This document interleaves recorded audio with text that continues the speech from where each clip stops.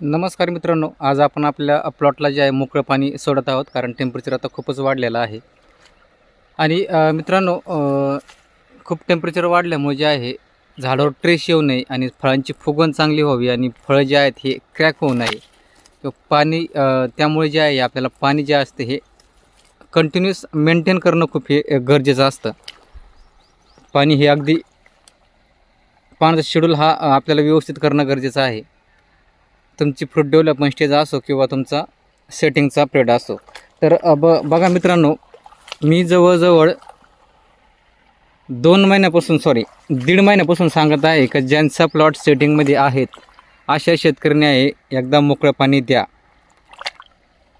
मोकळं पाणी दिल्याशिवाय मित्रांनो जी सेटिंग जी आहे ही होणारच नाही आहे, कारण झाडाला जी पाण्याची रिक्वायरमेंट आहे ती ड्रिपनी झाडाची जी आहे ही पूर्ण होत नाही आहे.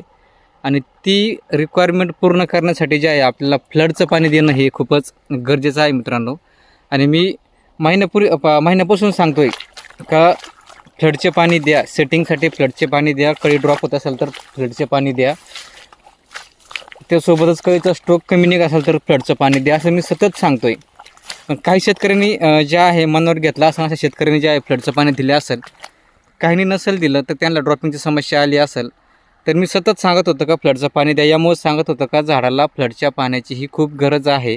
टेम्परेचर वाढलेलं आहे आणि फ्लडच्या पाण्याशिवाय जे आहे ही सेटिंग होणं जे आहे हे अवघड आहे मित्रांनो. कारण सेटिंग करायची असेल आणि टेम्परेचर वाढलं तर आपल्याला फ्लडचं पाणी द्यावंच लागतं. नाहीतर आणि त्यात मित्रांनो, जोपर्यंत फ्लडचं पाणी आपण वाढवत नाही किंवा देत नाही तोपर्यंत तुमच्या प्लॉटमध्ये मधमाशी जी ॲक्टिव्ह जे आहे हे राहण्याचं प्रमाण हे खूप कमी होतं मित्रांनो. मधमाशीला ॲक्टिव्ह करण्यासाठी सुद्धा फ्लडचं पाणी खूप महत्त्वाचं आहे. त्यामुळे फ्लडचं पाणी देणं हे किती गरजेचं आहे हे तुमच्या आता लक्षात आलं असेल. सेटिंग करण्यासाठी फ्लडचं पाणी गरजेचंच आहे. त्यासोबतच फळांचा विकास करायचा असेल, फळाचं जर क्रॅक होऊन द्यायची नसतील तरी आपल्याला फ्लडचं पाणी देणं गरजेचं आहे. मध्ये आहे किंवा सांगत असतो, हा माझा वैयक्तिक अनुभव आहे मित्रांनो. मी जे अनुभवलेलं आहे डाळिंब शेती करत असताना जे मला अनुभव आलेला आहे आणि कुठल्या स्टेजला काय केलं पाहिजे हे बऱ्यापैकी आमच्या हाताखालून गेलेलं आहे किंवा माझ्या हाताखालून जे आहे हे गेलेलं आहे. त्यामुळे मला बऱ्यापैकी अनुभव आलेला आहे त्या गोष्टीचा का फ्लडचं पाणी आपण केव्हा दिलं पाहिजे किंवा फ्लडचे पाणी देण्याची गरज आहे का सेटिंग काळात. तर बऱ्याच जणांना शेतकऱ्याच्या मनात प्रश्न असतो का फ्लडचं पाणी जर दिलं तर शेंडात चालेल थोडाफार शेंडा, पण शेंडा चालण्याऐवजी तुम्हाला आता शेंड्याकडे फोकस करण्याऐवजी तुम्हाला फोकस करणं आहे सेटिंगकडे. सेटिंग होणं हे महत्त्वाचं आहे. थोडाफार शेंडा चालला तर चालू द्या, काही फरक नाही पडत. थोडाफार शेंडा चालल्याने शेंडा काढता येईल किंवा शेंडा स्टॉप करण्याची आपल्याला फवारणी जी आहे ही घेता येईल. मी हस्तबहारमध्ये अगदी कडाक्याची थंडी असताना ज्यावेळेस आमच्याकडं फ्लावर ड्रॉपिंगची समस्या आली तर सेटिंग काळामध्ये ज्यावेळेस टेम्परेचर जे आहे हे रात्रीचं टेम्परेचर 9 आणि 10च्या दरम्यान जायचं, म्हणजे इतकी थंडी असायची कडाक्याची. ह्या कडाक्याच्या थंडीतही मी मित्रांनो 4 फ्लडचे पाणी दिले प्लॉटला सेटिंगसाठी. ज्यावेळेस मी 4 फ्लडचे पाणी दिले त्यावेळेस माझा प्लॉट जो आहे हा सेटिंगला लागला. आणि सेटिंग जे आहे आपली आता तुम्ही बघताच आता व्हिडिओमध्ये ही जी सेटिंग झालेली आहे ही तीच सेटिंग आहे मित्रांनो. तर मी कायम सांगत होतो का फ्लडचं पाणी द्यावं लागेल, तर ह्याच गोष्टीमुळे आहे मी सांगत होतो मित्रांनो की फ्लडचं पाणी जे आहे हे आपल्याला गरजेचं आहे. सेटिंगसाठी फ्लडचं पाणी खूपच महत्त्वाचं आहे. आणि उन्हाळ्यात तर आहेच आहे. माझ्यासारखा शेतकरी जर हिवाळ्यात जर टेम्परेचर इतकं कमी असताना जर फ्लडचं पाणी देतोय तर तुम्हाला तर आता मित्रांनो खूप सारा ऊन आहे. टेम्परेचर आता 35 डिग्रीवर गेलेलं आहे आणि 35 डिग्रीवर टेम्परेचर गेलेलं असताना तुम्हाला काहीच अडचण नाही फ्लडचं पाणी द्यायला. आणि हे मी बऱ्याच दिवसापासून सांगतोय, मी सतत का रिपीट करत आहे, तर मी जवळजवळ मित्रांनो 1.5 महिन्यापासून सांगतोय का सेटिंग जर ड्रॉपिंग होत असेल तुमच्या इथं आणि याची समस्या कळीचा स्ट्रोक बारीक निघत असेल किंवा कळी निघत नसेल तर फ्लडचं पाणी द्या. 100% प्लॉटमध्ये जे आहे ही कळी चालू होऊन जाणार आहे. आणि ते ज्या शेतकऱ्यांनी दिले आहेत पाणी त्यांना त्या गोष्टीचा आता अनुभव आलेला असेल, तर ह्या शेतकऱ्यांनी कमेंटमध्ये सांगावं किंवा कमेंट करावी खाली किंवा हा आम्ही मोकळं पाणी दिल्याच्या नंतर आम्हाला फरक जाणवला, कळी दिसायला लागली किंवा सेटिंगचं जे प्रमाण आहे त्यांच्या प्लॉटमध्ये वाढलेलं आहे. तर बघू शकता मित्रांनो, अशा पद्धतीने जी आहे आपली ही प्लॉटची सेटिंग आहे. आणि त्याचबरोबर मित्रांनो टेम्परेचर आता वाढलेलं आहे आणि ह्या फळांचा विकास करण्यासाठी आपल्याला जे आहे पाणी हे थोडंसं वाढवावंच लागणार आहे आणि मोकळं पाणी हे आपल्याला द्यावंच लागणार आहे. मोकळं पाणी दिल्याशिवाय जे आहे फळांची फुगवणंही होणार नाही आणि ज्यांचे प्लॉट सेटिंगमध्ये आहे त्यांची सेटिंगही होणार नाही. सेटिंग करण्यासाठीही फ्लडचं पाणी हे लागणारच आहे.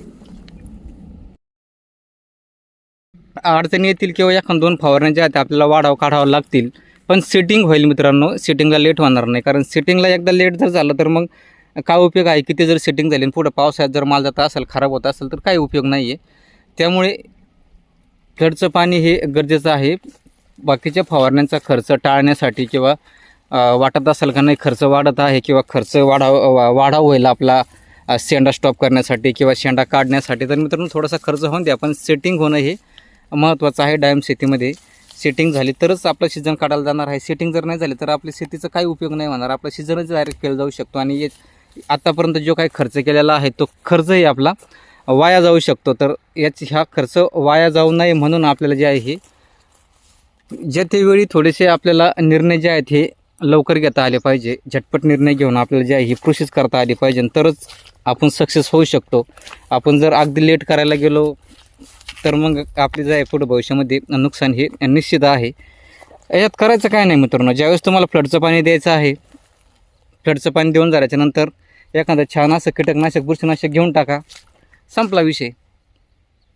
किंवा मग अगोदर 1 दिवस फ्लडचं कीटकनाशक बुरशीनाशकाचा स्प्रे घ्या आणि त्यानंतर जे आहे फ्लडचं पाणी द्या आणि पुन्हा 4 दिवसांनी जे आहे 4 किंवा 5 दिवसांनी पुन्हा एखादं कीटकनाशक बुरशीनाशक जे आहे तुम्ही घेतलं पाहिजे, जेणेकरून जे काही रोगराई वगैरे यायची आहे आपल्या प्लॉटमध्ये. एवढ्या टेम्परेचरमध्ये येऊ शकत नाही रोगराई येण्यासाठी आर्द्रता वगैरे खूप लागते वातावरणामध्ये आणि ती आर्द्रता वगैरे काही वातावरणात आता नाही आहे. तुम्ही जे काय मोकळं पाणी द्या. मोकळं पाणी देऊन झाल्याच्या नंतर मी सतत सांगत असतो की एक स्प्रे घ्या. तो स्प्रे म्हणजे गोदरेज डबल 6B आणि बोरान हा स्प्रे टाका मित्रांनो. तुमच्या प्लॉटमधली ड्रॉपिंग ही 90-95% थांबून पुढच्या 8 दिवसामध्ये जे आहे तुमच्या प्लॉटमध्ये तुम्हाला सेटिंग ही तयार झालेली दिसणार आहे. सुपारीवाणी गाठी जे आहे तुम्हाला ही पुढच्या 8 दिवसात या दिसणार आहे. कारण तो स्प्रे ही तुमची कळी ड्रॉपिंग होऊन डायरेक्ट सेटिंग करून देण्यामध्ये जे तुम्हाला मदत करतो. पोलन करण्याचं काम जे आहे तो स्प्रे करत आहे, ज्याला आपण म्हणतो पोलन करणे किंवा पोलन होणे. ते पोलन करण्याचं काम जे आहे मित्रांनो हे तुमचं गोदरेज डबल 6B आणि बोरान जे आहे हे करून देणार आहे, ज्यामुळे तुमच्या प्लॉटमध्ये सेटिंग ही झापण्याने होण्यासाठी जी आहे ही सुरुवात होणार आहे आणि लवकरात लवकर तुमची सेटिंग जी आहे ही पूर्ण होणार आहे आणि ड्रॉपिंगची समस्यापासून तुम्ही बऱ्यापैकी जे आहेत ही सुटणार आहेत.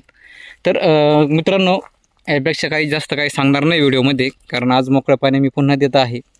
तर चला म्हणलं आपण आंबेबार शेतकऱ्यांना ही थोडीशी माहिती देऊया आणि जे फ्रूट डेव्हलपमेंट स्टेजला आहेत आज शेतकऱ्यांनी इथून पुढे मुरमाड जमीन असेल तर दर 9-10 दिवसाला 1 फ्लडचं पाणी द्या आणि काळवटी जमीन असेल तर 15 दिवसाला 1 फ्लडचं पाणी द्या. त्यासोबतच मित्रांनो जे काही आंबेबारला असतील अशा शेतकऱ्यांनी ही सेटिंग करण्यासाठी जे आहे फ्लडचं पाणी देण्यासाठी सुरुवात करा. फ्लडचं पाणी द्या. दुसऱ्या दिवशी गोदरेज डबल 6B आणि बोरॉनचा स्प्रे काढा आणि त्यानंतर 4 दिवसांनी एखादं कीटकनाशक बुरशीनाशक काढा. तुमच्या प्लॉटमध्ये 100% येणाऱ्या पुढच्या आठवड्यामध्ये जे आहे सेटिंग ही दिसण्यासाठी सुरुवात होणार आहे. आणि दुसऱ्या दिवशी बघा मित्रांनो, ज्यावेळेस तुम्ही गोदरेज डबल आणि 6Bचा स्प्रे देणार आहात विथ बोरान, त्याच्या दुसऱ्या दिवशी तुमच्या प्लॉटमध्ये तुम्हाला ड्रॉपिंगची समस्या ही 60-70% कमी झालेला दिसणार आहे. त्याच्यानंतर अजून 1 दिवस गेला का अजून कमी झालेला दिसणार आहे. हा जो बदल आहे जो मित्रांनो हा त्यामध्ये 100% होणार आहे. हा फक्त याच्यामध्ये असं आहे का तुमच्या प्लॉटमध्ये निमेटोड नसला पाहिजे. निमेटोड असेल तर मग त्याला कोणीही काही करू शकत नाही मित्रांनो. तर थांबूया आजच्या व्हिडिओमध्ये. इथेच धन्यवाद.